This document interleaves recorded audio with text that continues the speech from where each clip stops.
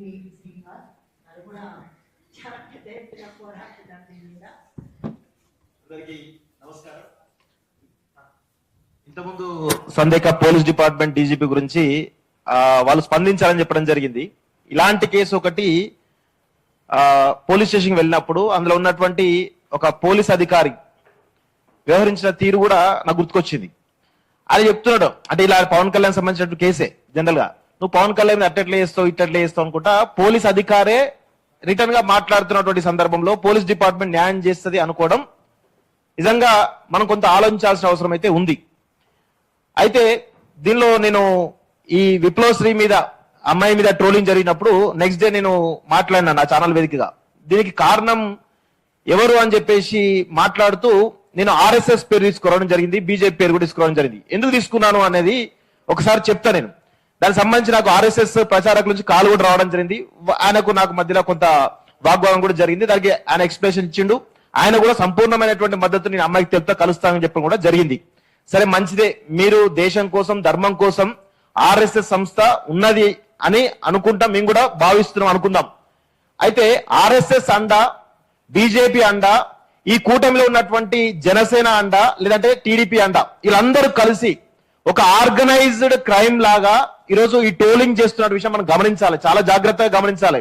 ఎందుకు అంటే నేను ఆర్ఎస్ఎస్ ప్రచారంతో మాట్లాడిన సందర్భంలో నేను ఒకటే చెప్పిన, ఆర్ఎస్ఎస్ కు ఈ ట్రోలింగ్ కు సంబంధం లేదని చెప్పేసి చాలా స్పష్టంగా చెప్పడం జరిగింది. కానీ ఆర్ఎస్ఎస్ అండ చూసుకొని బీజేపీ అండ చూసుకొని మీరందరూ ఎవరైతే ఈ కింద కామెంట్ చేస్తున్నారో, మార్ఫింగ్ చేస్తున్నారో, రకరకాల ప్రచారం చేస్తున్నారో మీరే చేస్తున్నారు. ఇది సనాతన ధర్మమా, ఇది హిందూ ధర్మమా అని నేను చాలా స్పష్టంగా మాట్లాడిన క్రమంలో అప్పుడు ఆయన కొంత తగ్గి ఆ అమ్మాయిని కలిసి మాట్లాడతా అని చెప్పడం జరిగింది.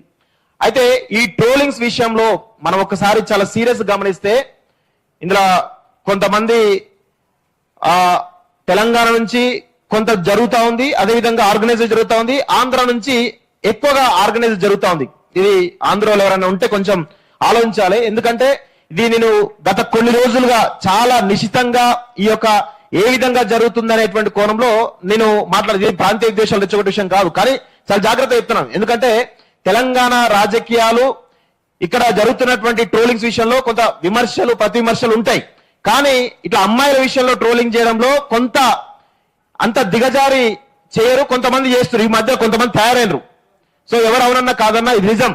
కానీ ఒక రకమైనటువంటి మానసికమైనటువంటి స్థితిలోకి వెళ్ళినటువంటి కొంతమంది జనసేన కావచ్చు, టీడీపీ కావచ్చు, లేకపోతే వైఎస్ఆర్సీపీ కావచ్చు, రకరకాల పార్టీలు ఒక ఆర్గనైజ్డ్ గా ఒక ఇష్యూని, ఒక అమ్మాయి ఇప్పుడు విప్లవశ్రీ గాని అస్మా గాని వాళ్ళు ఏమన్నారు, చాలా స్పష్టంగా విమర్శనాత్మకంగా చేస్తే వాళ్ళు ఒక అంశం మీద వాళ్ళకు ఉండేటువంటి ఒపీనియన్ చెప్పారు. అంతేగాని అందులో బూతులు వాడలేదు, మార్పింగ్ ఫోటోలు వాడలేదు, ఏం వాడలేదు. కానీ దానిని వీళ్ళందరూ కూడా ఏమన్నారు, మొత్తం శ్రీనిధిని మొత్తం మార్ఫింగ్ చేసి అది చేయడము.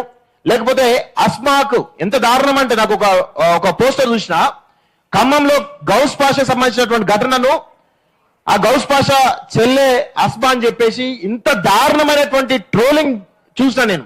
అది చూసిన తర్వాత అరే ఎక్కడున్న మన సమాజంలో గింత ఉన్మాదులను తయారు చేస్తున్నారు ఆ పార్టీలు. వీళ్ళందరూ పొలిటికల్ పార్టీలకు సంబంధించినటువంటి వాళ్ళు, అదేవిధంగా కొన్ని సంస్థలు ఏవైతే ఉన్నాయో వాళ్ళకు సంబంధించిన వాళ్ళు మాత్రమే, భావజాలకు సంబంధించిన వాళ్ళు మాత్రమే ఇలాంటి ట్రోలింగ్ చేస్తున్నారు. ఇది కూడా ఆర్గనైజ్డ్ గా జరుగుతూ ఉంది. దీనికి సంబంధించి మనందరం కూడా ఒక యునైటెడ్ గా ప్రోగ్రామ్ తీసుకోవాలి ఖచ్చితంగా.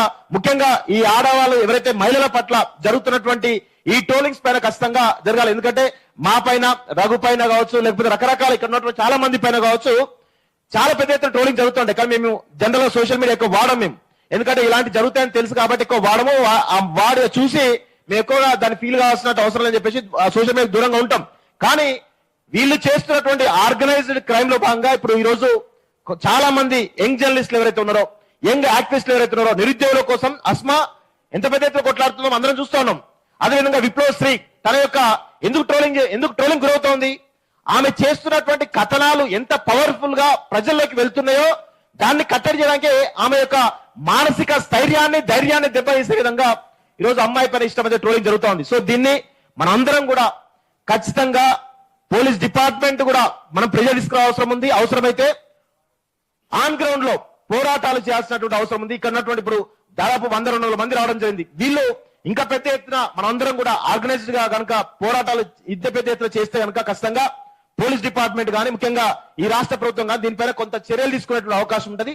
ఆ దిశగా మనందరికీ కూడా ఐక్య పోరాటాలు చేయాలని చెప్పేసి కూడా కోరుకుంటూ నాకు ఈ అవకాశం మీ అందరూ కూడా ధన్యవాదాలు. Thank you very much. Thank you Seenu. Khalida అప్ప కూడా వచ్చారు. తను యాక్టివిస్ట్, చాలా కాలంగా పనిచేస్తున్నారు. ఒక్క 2 నిమిషాలు అప్ప. అవును, గుడ్ ఈవినింగ్ ఎవ్రీబడి.